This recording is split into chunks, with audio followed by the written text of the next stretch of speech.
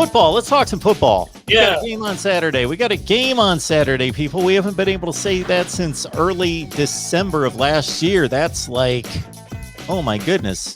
That was like 8 months ago plus. So that was a long time ago. And this one matters a whole lot more than that one did, because obviously Nebraska at that point knew that they were just playing out the string, and it was still good to see football. But it's really good to see football when it matters, when you know, okay, either it's a big game and there's implications, or it's the start of the season. Everybody's got a fresh slate, start anew, regardless of what's happened in the past, regardless of the disappointments, regardless of anything. This is a new year, a new team, new approach, and let's go get it. So Nebraska, Illinois, and as we've said many times, the obvious, that is a Big Ten game. So it means more because you get that first win or loss in the standings toward a division championship. It's huge. It's huge, and it means a lot more than most openers that you're going to see. I think it was kind of funny, though, yesterday, Austin Allen, the tight end, Nebraska's tight end, had come up to the podium and he said, well, yeah, I'd rather be on a flight to Ireland right now, but it is what it is, and we're going to be playing in Champaign on Saturday instead of in Ireland.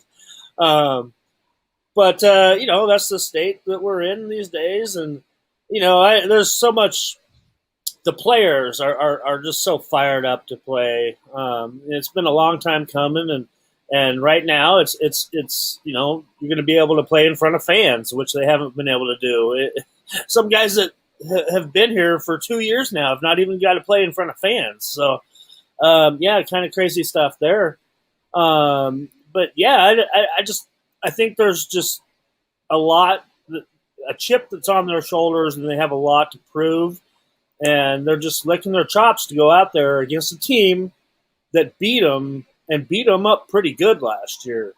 A team that returns a lot of those guys that are probably hearing the hype about Nebraska. That offensive line at Illinois, that they pushed around Nebraska's defensive line all over the field last year. They embarrassed Nebraska's defense. And they're hearing all this hype about Nebraska's defense and all the guys coming back and stuff, and I bet they're just chuckling to each other right now. So, yeah, there's a lot of storylines in this game here. Brand new coaching staff with Brent Bielema and his guys that he brought in. And so there's a lot of unknowns going on there that causes Nebraska to have to watch so much different film from so many different places. And, and neither team right now, they're keeping everything close to the vest. Neither Nebraska or Illinois have even put out a depth chart yet for Saturday's game. So there's a chess match going on here. And the funny thing yesterday was at Coach Frost's press conference on Monday morning. It's scheduled for a 30-minute press conference, and it lasted 5 minutes and 7 seconds. And Coach Frost, I think he fielded about 20 questions in 5 minutes there, and they were all very short answers. And he wasn't going to give anything away. I just think he's ready to go after it. We'll hear from him on Thursday morning and see if his attitude's a little bit different. But from a player's perspective, like I said, these guys are fired up and ready to go, and they're looking for a little bit of revenge with what happened with them last year here in Lincoln against the Illini. Brandon Peters returns as starting quarterback with a lot of returning starts under his belt, both at Michigan, going all the way back to 2017. He was the starting quarterback at Michigan in 2017. Here we are in 2021. He's back at Illinois. Of course, the short season last year, 3 TDs, no picks. And to Greg's point about the offensive line, 4 starters back. They've got a center in Doug Kramer, who's one of the best in the Big Ten. Most of these guys were like third team All Big Ten, honorable mention All Big Ten. So I'm not talking about necessarily the very best in the Big Ten, but still very capable players.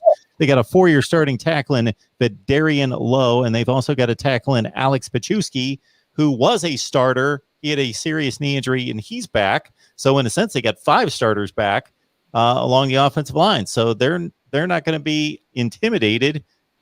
They've got a ton of starts at quarterback and offensive line. Yeah, sorry about I just was reading Moonbot's. Moonbot. Got me off track there. Yeah, no, like I said, they return a lot of guys that they're not scared of Nebraska. They came in here and whooped our butts last year. So yeah, I think this is going to be a pretty well contested ball game. In the trenches, I think one thing though that you gotta remember, it's going to be hot. It's going to be humid, and depth is going to come into play. We know right now Nebraska's got a lot of depth, and is that going to get them over the hump? We talked to Tony Tuioti today, and he's got 6 guys ready to roll in a hockey style rotation up front, and the offensive line has got plenty of guys there to rotate around and keep guys fresh, and then come fourth quarter time, whoever's hot, they're gonna let them go, and we'll see, and that's the name of the game too. I mean, you got to outlast the team you're playing against. You got to be able to overcome the elements and whoop those guys across the side of the line from you.